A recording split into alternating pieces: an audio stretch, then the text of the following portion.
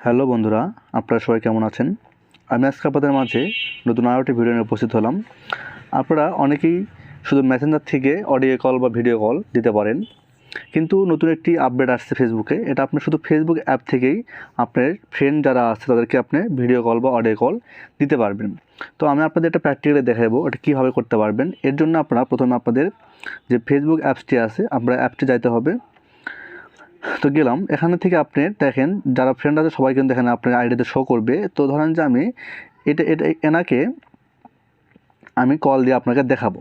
তো আমি এই নামের উপর ক্লিক করলাম। এরপর আপনারা দেখতে পাচ্ছেন যে থ্রি বার আপনি থ্রি বারে ক্লিক করবেন। ক্লিক করবেন, এখানে দেখতে পাচ্ছেন দুটো অপশন, একটা হচ্ছে অডিও কল, একটা হচ্ছে ভিডিও কল।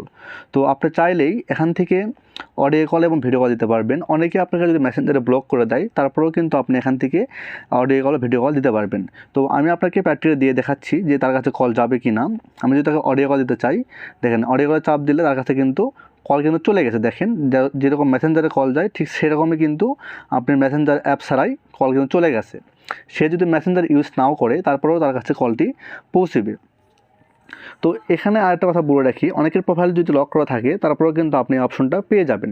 তো এখানে আপনার যদি আপনার ফেসবুকে যদি অপশনটি না আসে তার জন্য আপনি কী করতে হবে, দেখেন সিম্পলি আপনি প্লে স্টোরে যাবেন। প্লে স্টোরে গিয়ে আপনি সার্চ বারে লিখবেন